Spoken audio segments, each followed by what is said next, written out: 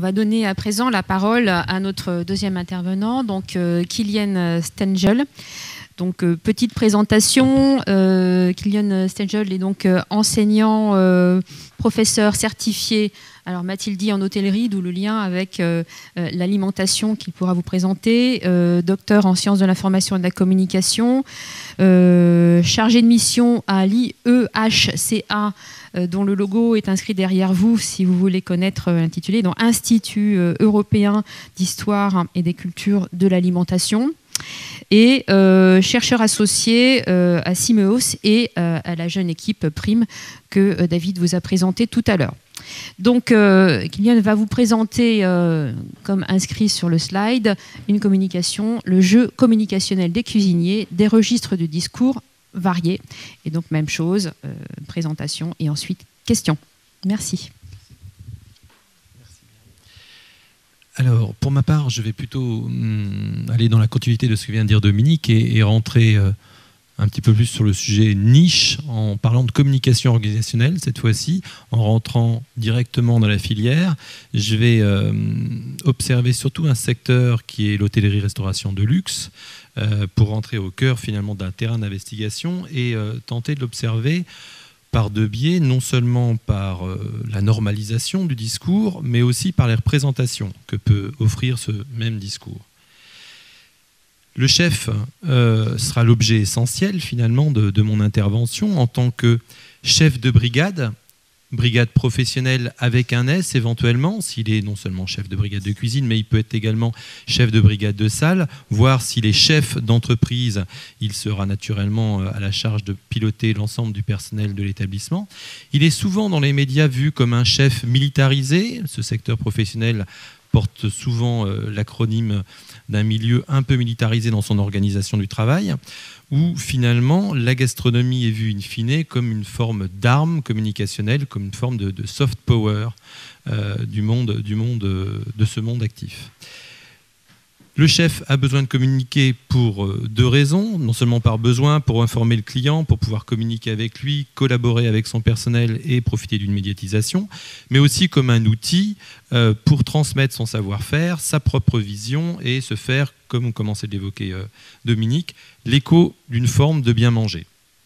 Alors en termes de méthodologie, j'ai voulu observer donc ce concept de restauration en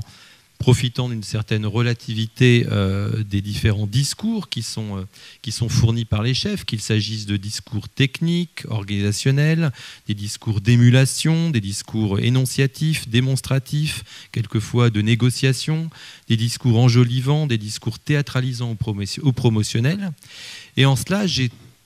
non pas tenté, mais j'ai observé certaines symboliques communicationnelles qui ressortent de ces jeux, non seulement la symbolique militaire, que j'ai déjà commencé d'aborder, la symbolique patrimoniale, que Dominique a également abordée, et puis aussi la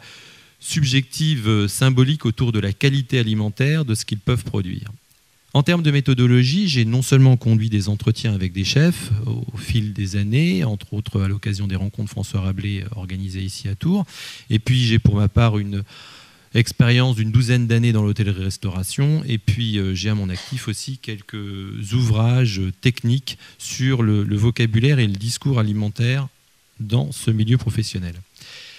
Donc, en termes d'acteurs internes avec lesquels le chef communique, il y a naturellement le personnel de cuisine, le personnel de salle et la clientèle. Je me permets de mettre la clientèle comme un acteur interne à l'entreprise, étant donné qu'elle est assez indispensable. Pour observer le sens de la communication, le sens des directives apportées par le chef, on peut voir à travers l'organigramme qu'elles sont la plupart du temps dans un sens de verticalité descendante, du haut vers le bas de l'organigramme, et non pas, comme beaucoup d'organigrammes aujourd'hui composés, dans un sens horizontal ou dans la forme d'étoile ou de marguerite. On voit que la domination ici est toujours utilisée via une communication avec des subalternes, et non pas des partenaires ou des collaborateurs. On voit également que les terminologies utilisées pour appeler ou interpeller un collaborateur sont des terminologies de chef de partie ou chef de rang en salle, qui rappellent une fois de plus la notion de soldat du rang et des grades militaires. Alors, En termes de contexte communicationnel, il faut savoir que dans le service, dans l'espace-temps que l'on appelle le service, dans le domaine de la restauration, cet espace-temps se divise en 3 périodicités. Il y a tout d'abord la période des préparations préliminaires avec des mots-clés qui sont perfection, minutie, organisation du travail, mise en place. Et puis par la suite, il y a le temps fort, ce qu'on appelle le coup de feu, avec les mots-clés qui sont accélération, minutage, réactivité et tempo. Et puis cela se termine ensuite par une 3e temporalité, qui est ce qu'on appelle la fin du service, avec les 2 mots-clés, relâchement et nettoyage, qui pourraient être synonymes finalement d'un effacement total de ce qui a pu se passer précédemment. Le mot service est une terminologie importante dans ce milieu professionnel, car il a différentes significations. Non seulement c'est un espace-temps, comme je viens de l'évoquer, mais un espace-temps qui n'est pas le même pour la brigade de cuisine et la brigade de salle. Pour la brigade de cuisine, cet espace-temps commence à partir du moment où on débute la préparation d'un mets jusqu'au moment où on termine l'envoi du dernier mets, alors que pour la brigade de salle, le service commence à partir du moment où le premier client rentre dans le restaurant jusqu'au départ du dernier client. Ce qui amène finalement un delta entre le service de la cuisine et le service de la salle, ce qui fait que le monde de la cuisine et le monde de la salle ne se comprennent pas obligatoirement dans cette période différentielle, entre le dernier plat qui est parti et le dernier client qui s'en va. Et on voit que c'est vraiment le moment où il existe des difficultés de communication entre ces 2 mondes. Le mot service est aussi une terminologie qui a pour définition l'ensemble de la brigade de salle, mais également l'action menée directement par les serveurs. Pour effectuer ce service, il y a un endroit pour communiquer qui est important, qu'on appelle le pass, qui est matérialisé par un meuble en inox qui sépare le chef du serveur, qui est une frontière finalement entre la salle et la cuisine, qui est un lieu de pouvoir important et de passage d'ordre, car pour communiquer d'un point de vue matériel, les serveurs ont à leur portée ce que l'on appelle un bon, un petit papier sur lequel est inscrit la commande. Ce bon est tout d'abord lu par le serveur au chef, puis ensuite par le chef à l'ensemble de sa brigade. L'on voit que le lieu du pouvoir se distingue aussi par le niveau vocal de la communication. Le chef, pour parler, lui, utilisera la plupart du temps dans la haute gastronomie un micro afin d'être sûr d'être entendu par l'ensemble de sa brigade, mais pour pouvoir parler plus fort que le serveur naturellement. Ce chef rétribue l'information du serveur et en cela amène potentiellement le pass comme une définition d'un lieu de pouvoir s'il y a une requête particulière de la part du monde de la salle. Le pass est également un lieu d'observation des détails sur l'assiette avant de laisser l'assiette partir en direction de la salle. Malgré tout, le pass a beau être un lieu frontière, il existe tout de même un 2e lieu qui définit la frontière entre la salle et la cuisine, qui sont les portes battantes, où après les portes battantes, plus rien n'est modifiable entre la présentation esthétique de l'assiette comme les argumentaires glissés à l'oreille du serveur. Donc on voit que le chef est à la fois un garde-frontière, à la fois un métronome et à la fois le dirigeant d'un ou 2 ou 3 territoires s'il a l'obligation de diriger l'ensemble de l'établissement. Dans cette logique de coordination, le chef a à sa disposition des mots-clés, des verbes directeurs que je vous ai listés ici, qui sont ici au nombre de 7, la plupart du temps utilisés. Mais malgré tout, on peut imaginer que ce chef a une rationalisation de cette utilité entre 2 types de services, par exemple de 100 couverts, si c'est un banquet de 100 personnes ou s'il s'agit de 50 tables de 2 couverts, vous imaginez bien que les communications ne seront pas les mêmes, elles seront intensifiées s'il s'agit de 50 tables. Il suffit d'imaginer le nombre de fois que les verbes sont utilisés, le nombre de fois que le serveur s'adresse au chef, 7 verbes, 7 intentions, multipliées par 4 ou 5 plats par table, multiplié par 50 tables, multiplié par 2, étant donné que le chef répète une 2e fois, je vous laisse faire le calcul. Ce qui amène finalement une ambiance dans cette cuisine assez tendue, avec 2 solutions, soit une ambiance paternaliste, où le chef estime que sa brigade est de sa famille. On entend d'ailleurs souvent dire le mot famille dans le milieu de la restauration. Quand quelqu'un rentre dans cette entreprise, enfin dans cette grande filière, on laisse entendre qu'il rentre dans cette grande famille. Deuxième aussi intention, on laisse entendre quand un personnel vient travailler dans une entreprise, il ne rentre pas dans une entreprise ou dans un établissement, mais il rentre dans une maison. Deuxième ambiance possible, l'ambiance autoritariste, où malheureusement, en ce moment, on voit dans les médias que de nombreux chefs se font épingler sur le sujet de la violence en cuisine par un surplus d'autoritarisme. On peut penser naturellement à M. Robuchon, qui a été observé dans certains médias à travers l'un de ses seconds. On peut penser à Yannick Aleno, qui a été accusé. On peut penser à M. Etchebest, qui en a fait chou gras à travers de nombreux médias, papier et TV. Et on peut penser aussi à M. Anton du Pré-Catlan, qui a aussi été éclairé sur ce sujet dans de nombreux médias. Donc, cette relation cuisine-salle est conditionnée non seulement par l'organigramme déjà évoqué, mais conditionnée également par l'organisation du travail en elle-même, où certains sujets sortent des tabous, tels que les 35 heures. Malgré tout, à l'intérieur de ce type d'entreprise, il est toujours interdit de regarder sa montre, naturellement, ou de parler des heures. Cette relation est conditionnée également par la qualité du travail, qui est le mot-clé qui sort de la bouche des chefs dès qu'un média s'adresse à lui. Qualité qui est normalisée, normalement, orchestrée par une méthodologie.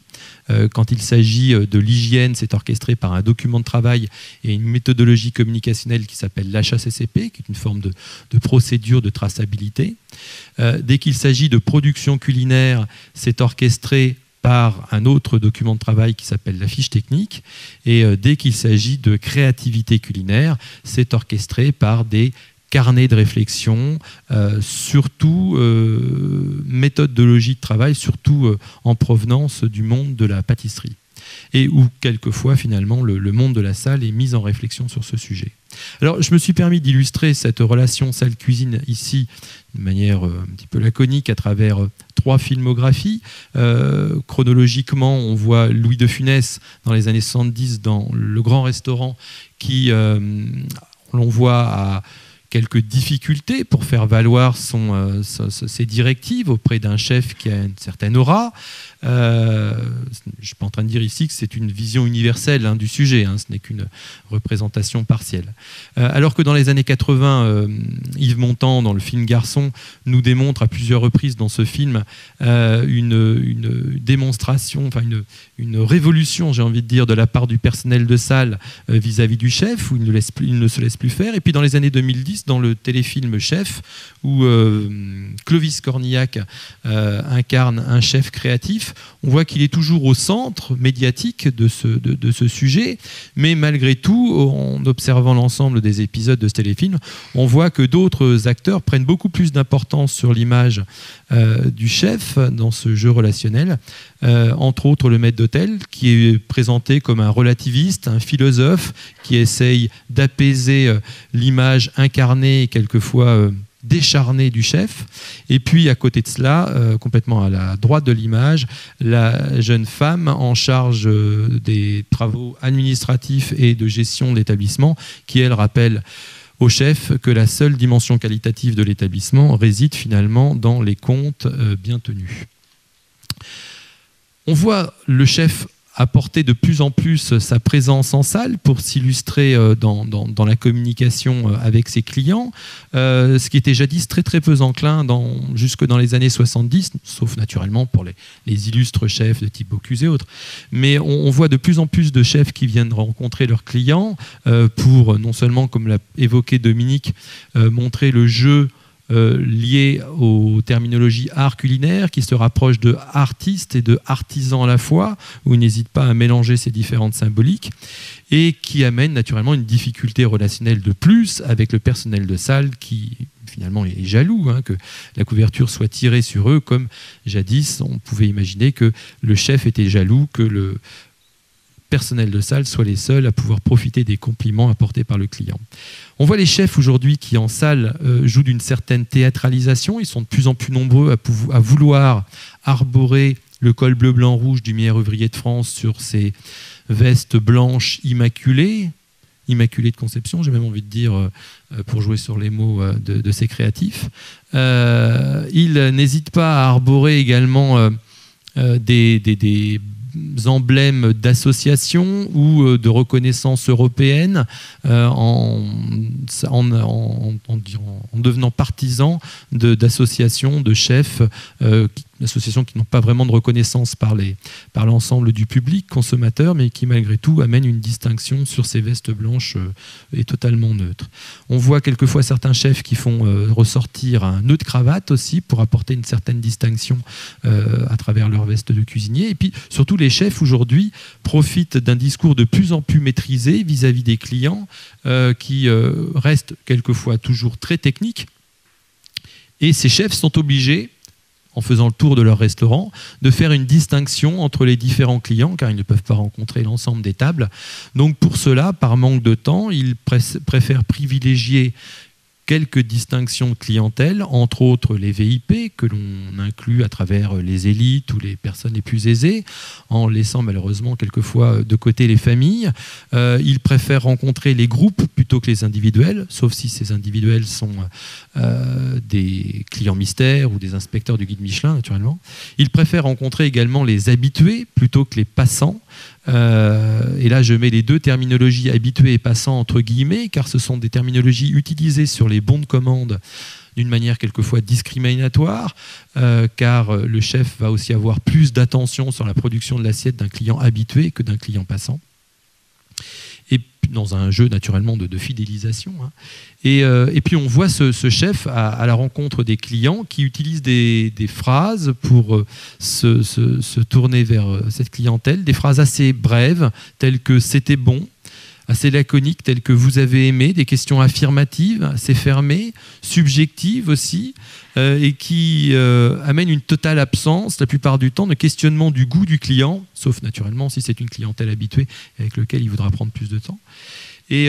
des chefs qui apportent un discours argumentaire, jadis tourné de manière très technique, mais aujourd'hui tourné vers la notion du produit, vers la notion de saisonnalité, et puis vers son propre goût aussi, avec une certaine forme de subjectivité, voire quelquefois un absolutisme de son propre goût. Alors le chef aujourd'hui joue d'un jeu de théâtralisation qui varie en fonction du contexte dans lequel il se trouve, naturellement, s'il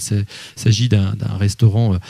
3 étoiles ou d'un palace ou d'un restaurant gastronomique régional, rural, du statut qu'il a, statut médiatique que Dominique a largement abordé, ou peu médiatique, et puis du regard et de l'écoute qu'il peut avoir de la part de ses clients. Alors les autres acteurs vers lesquels le chef communique, ce sont naturellement ses fournisseurs de produits, de matériel, partenaires économiques, les médias, que Dominique a largement évoqué, locaux, régionaux, nationaux, presse, radio, TV, web TV, et puis l'opinion publique aussi, en tant que relais d'opinion publique, que je me permettais de rabréger vu que Dominique a largement évoqué le sujet. Merci Dominique. La relation avec les fournisseurs est avant tout une action de négociation, où le chef est obligé de faire jouer malgré tout une variabilité dans son discours, car soit à force du temps, il a conclu une certaine relation amicale avec ce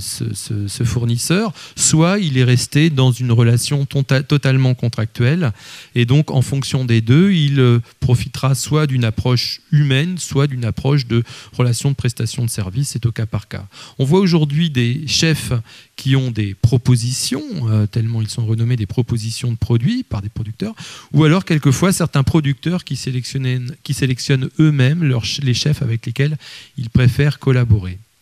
Concernant la relation avec les médias, les chefs aujourd'hui se retrouvent dans 2 situations. Soit ils sont dans le cadre d'un événement local, tel que les Franco-Gourmandes durant les 2 jours qui viennent. Excuse-moi, on verra ça dans quelques mois. Soit ils sont en relation avec une presse locale qu'ils maîtrisent déjà, ou alors avec une presse professionnelle, c'est-à-dire des terrains sur lesquels ils s'estiment déjà assez avertis. Et dans ces cas-là, on rencontre des chefs qui font plutôt des actes de communication assez démonstratifs, assez performatifs. soit ces chefs sont dans une situation d'être en face d'un média national ou un guide de type guide avec une grande reconnaissance de type guide Michelin, et ces chefs sont dans ces cas-là beaucoup plus attentifs aux besoins des médias, compte tenu du retentissement que ce média peut avoir, et ils n'hésitent pas à se faire accompagner, voire diriger par le média concerné. Et puis, je vais finalement compléter un petit peu ce qu'a évoqué Dominique sur la notion de chef relais d'opinion. On voit qu'ils sont soit aujourd'hui énormément représentants de la voix publique, porte-parole du bien manger, ce que l'on pourrait douter finalement, car le chef est avant tout un acteur économique qui offre une prestation de service, de plaisir et non pas de besoin. Malgré tout, on peut s'apercevoir qu'à travers les acteurs institutionnels qui ont demandé à ces chefs de communiquer ces temps derniers, ils ont été assez nombreux. On a rencontré le ministère de l'Éducation nationale qui n'a pas hésité à faire appel à de nombreux chefs pour être porte-parole de la formation professionnelle, porte-parole de l'apprentissage.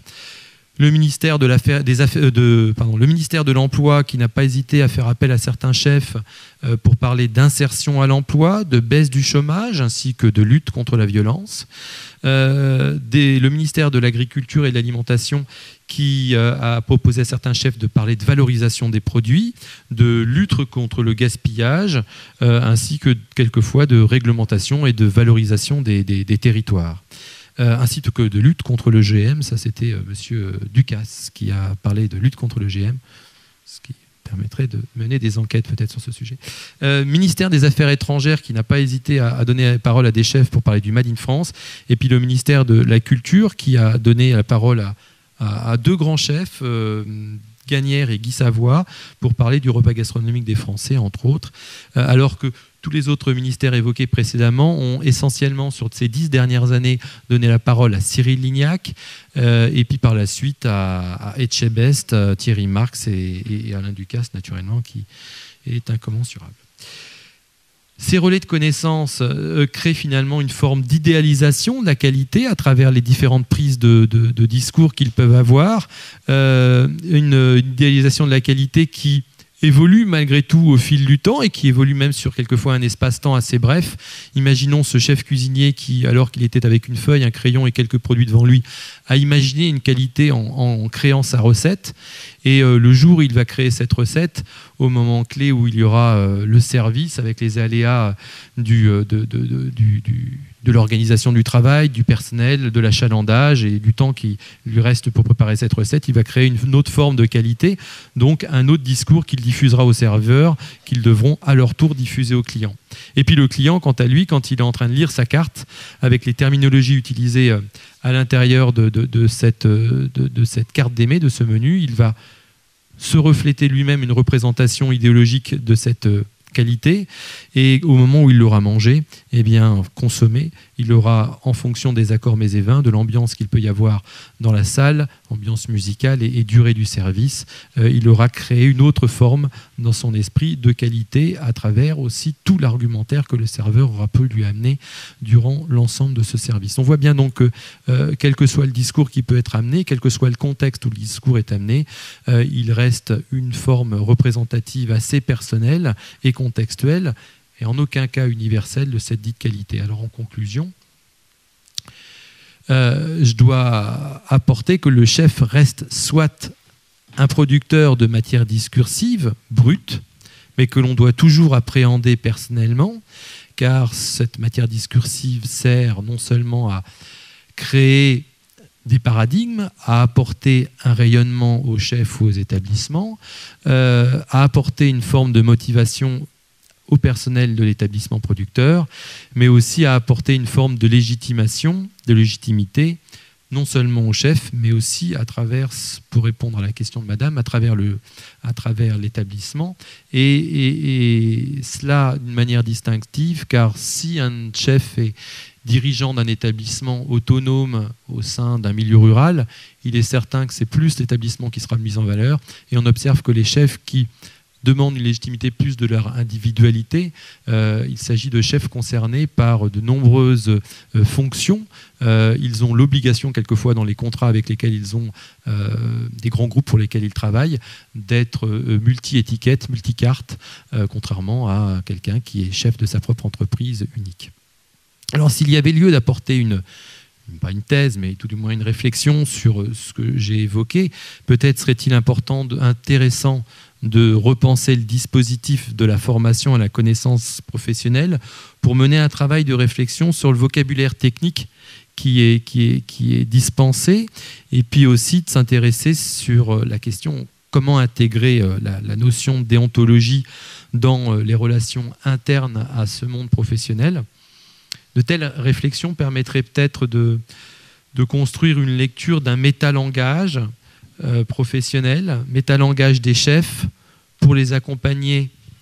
dans leur but et dans leur indépendance discursive et médiatique, afin qu'ils continuent de nourrir notre corps et notre esprit comme ils l'ont toujours fait. Merci beaucoup.